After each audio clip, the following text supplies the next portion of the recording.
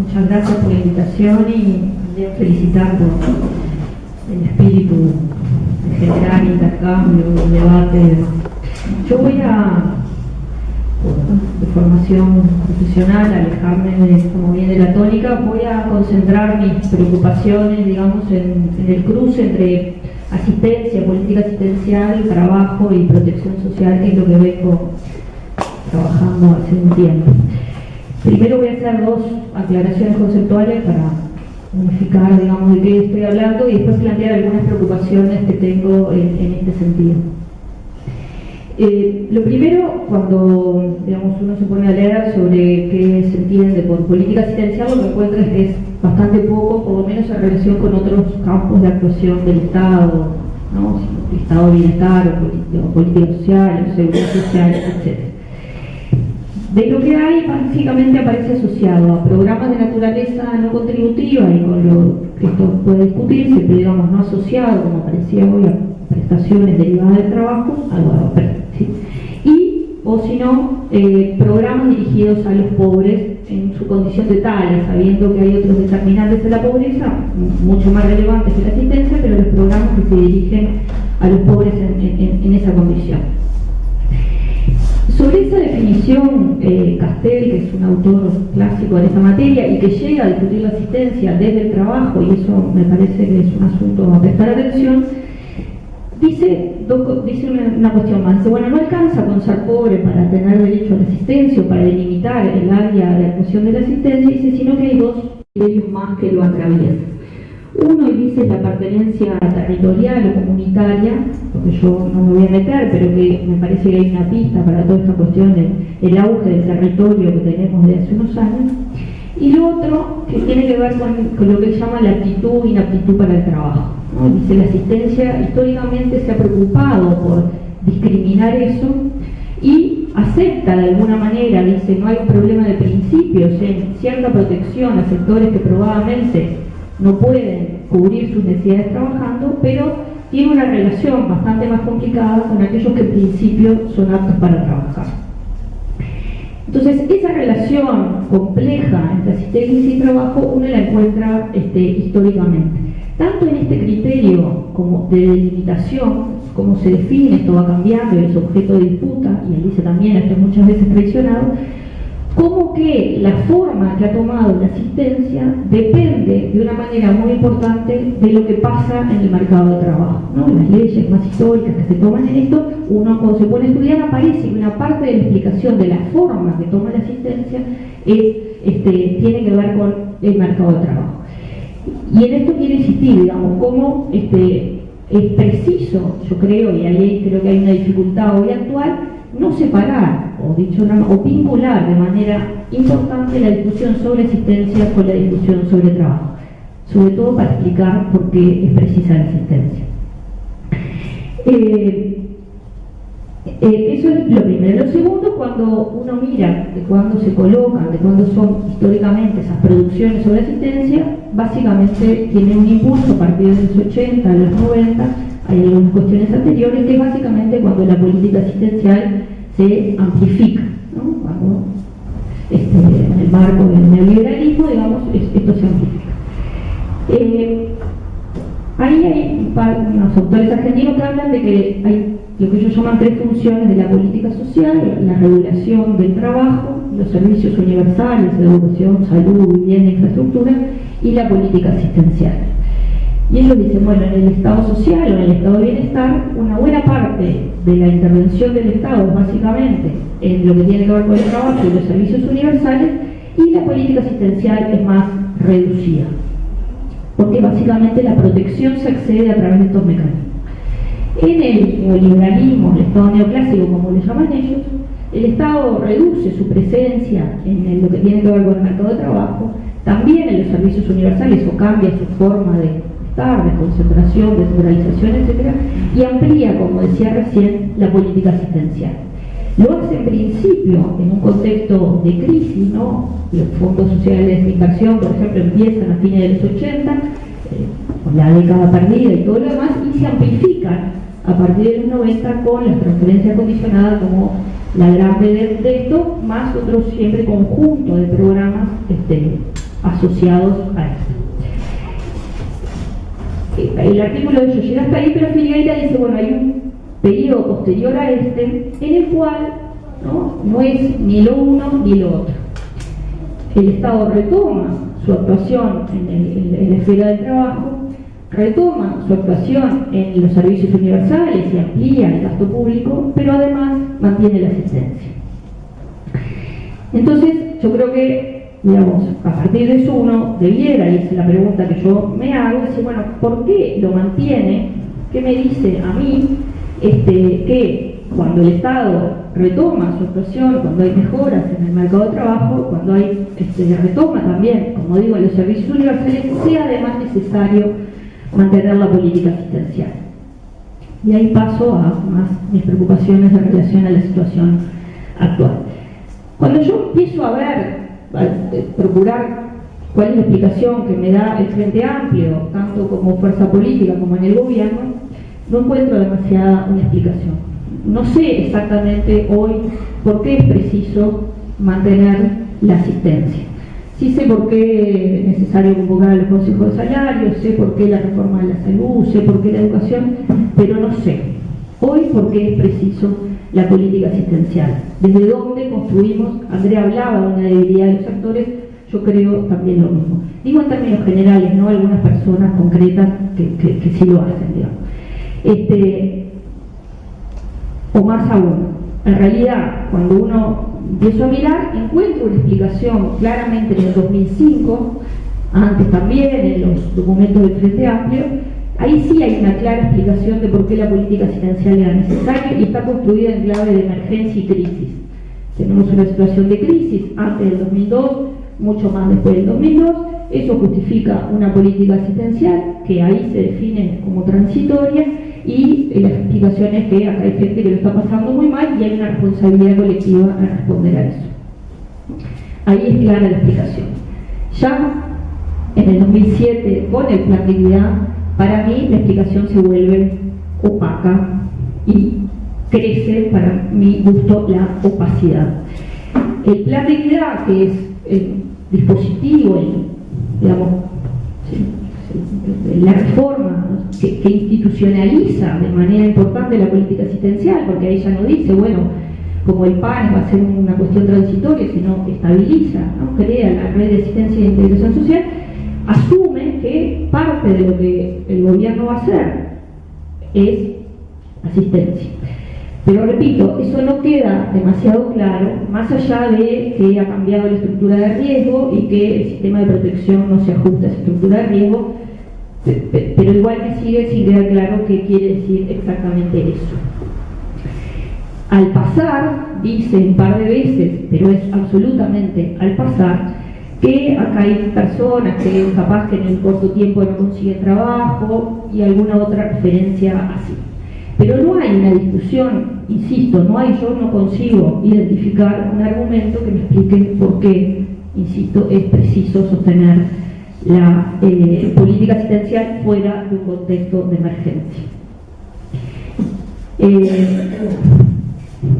Y eso me resulta problemático, digamos, porque yo creo que estamos atravesando un proceso complejo de enojo, por llamarlo de la manera más blanda, en relación al MIDES y a los beneficiarios de las prestaciones asistenciales.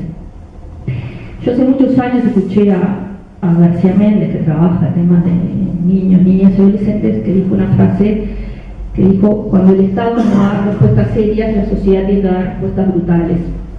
Yo creo que hay algo de las explicaciones que aplica, digamos, si el Estado, si el gobierno en este caso, si el Frente Amplio no da respuestas serias, la sociedad tiende a dar respuestas brutales, y eso es lo que me parece que está pasando. Si yo tengo una persona que cobra FAM, PUS, que está en cercanías en el programa que ustedes quieran, de los múltiples que tenemos, hay básicamente dos explicaciones que puedo construir en relación a por qué esa persona es beneficiaria. O la coloco en la sociedad de la que forma parte, o la coloco en la persona. Me podrán decir, puedo hacer una combinación de ambas, pero aún así debería definir cuál es la explicación en última instancia. Y yo lo que creo que asistimos es a un proceso de individualización de la responsabilidad por la pobreza, o si se quiere, a colocar las explicaciones de la pobreza en las características, conductas, modalidades de las personas que viven en esta situación, desvinculándola del colectivo, de la sociedad de la que somos parte. Y yo creo que ahí, a ese proceso colaboran dos cosas. Por un lado, el propio camino que ha seguido la política asistencial en sí misma, que yo creo que tiene que revisar algunas cosas. Esta cuestión que hemos dicho, esto de la desmaterialización, yo creo que ha habido un corrimiento a una confianza exacerbada en la palabra con los pobres, o en la palabra de los técnicos, ¿no? Esta cosa que los programas tienen del proyecto personal, desvinculado de las condiciones materiales que hacen el proyecto personal posible, una preocupación por la autonomía, pero sin los soportes para que esa autonomía sea posible. O sea, creo que hay cosas que la política asistencial tiene que ver, pero que también este proceso se deriva de qué es lo que decimos sobre, qué es lo que el gobierno dice, qué es lo que el Frente Amplio dice sobre el mercado de trabajo y sobre el resto de las prestaciones del Estado, que son a los que la política asistencial pretende vincular, ¿no? Porque la tiene como una función, está pensada como de mediación. Queremos que el chiquilín va a aulas comunitarias para después ir al liceo, para ir a la escuela. Acá en Uruguay trabaja porque tenemos la pretensión de que algún día trabaje, en fin. Entonces, lo que yo encuentro, y he leído bastante documentos, más allá de lo que uno escucha en la tele y en la radio, de que en general el discurso es un discurso que solo recoge las luces, pero nunca las sombras, o básicamente no recoge las sombras. No las recoge en el mercado de trabajo, entonces escuchamos que nunca nadie en este país, nunca trabajó tanta gente en este país como ahora, que bajó la informalidad, que el salario ha aumentado no sé cuánto, cosa que es cierto, pero también es cierto que hay gente que no consigue trabajo, que la informalidad está estancada, que el chino está estancado, cosas que dijeron los otros. Entonces, si yo solamente escucho que, insisto, de que en este país trabaja, nunca trabajó nadie, tanta gente, es bastante inevitable que traslade la explicación a decir, bueno, será que la gente acá no trabaja, esta frase no trabaja el que no quiere, como cobran la prestación, por eso no trabajan. O sea, no hay mucha otra chance en ese sentido. Lo mismo uno puede decir con su vínculo con los servicios universales. Ahí también el discurso en general del Frente es bastante entusiasta de sí misma.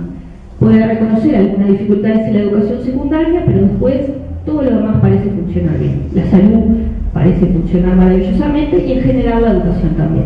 Y de vuelta, las sombras no aparecen las dificultades que existen, ¿cierto?, para avanzar en el cuidado de los más chicos, no aparecen las desiguales condiciones en que la educación se desarrolla, no aparecen, digamos, las desigualdades territoriales que persisten. Entonces, inevitablemente, insisto, y eso a mí me da mucha preocupación, eso vuelve como una responsabilidad sobre la persona.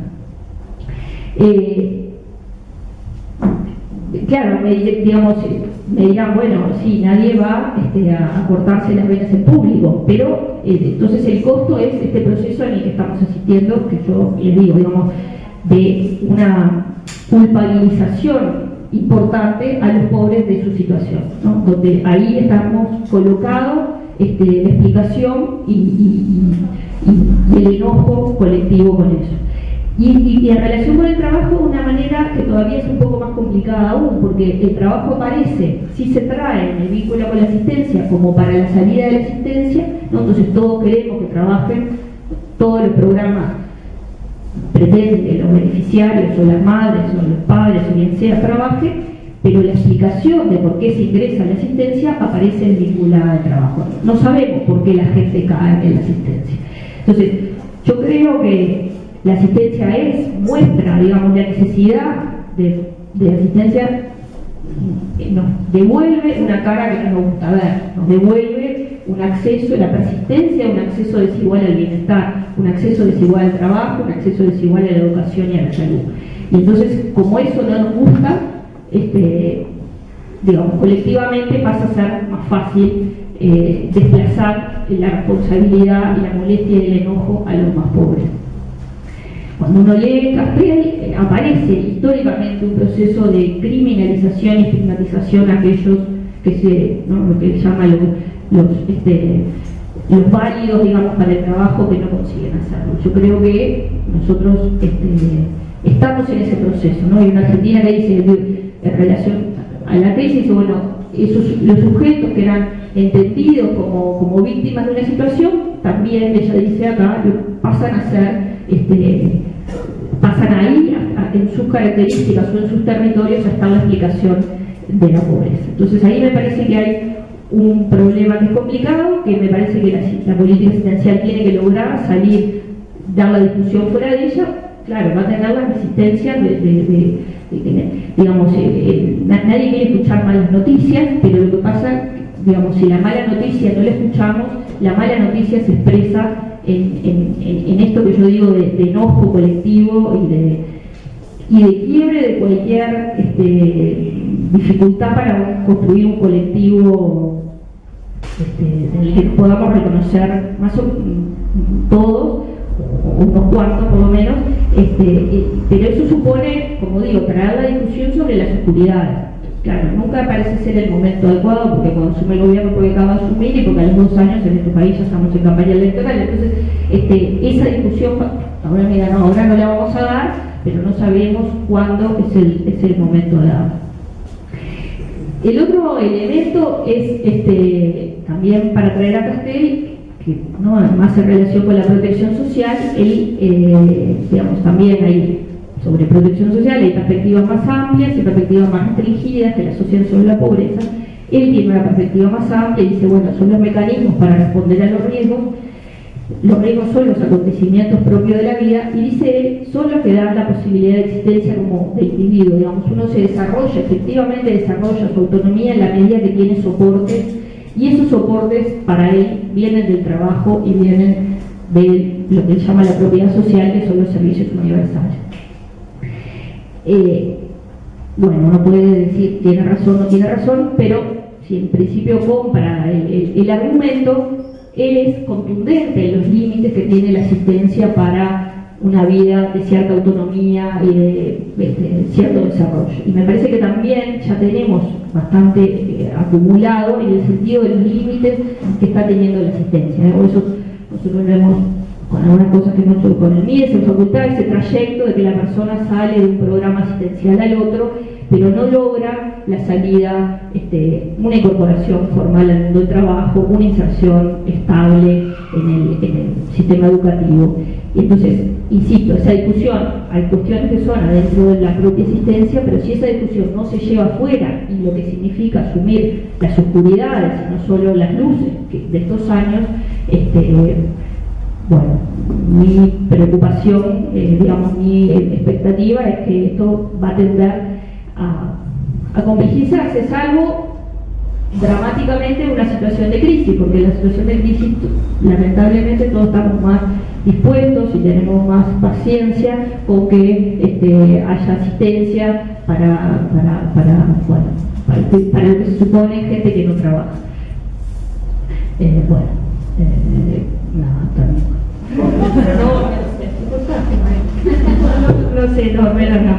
No, nada más, no era eso. Digamos, nada, esto de cómo traer la discusión fuera a riesgo de que la responsabilización de los más pobres tienda a agudizarse,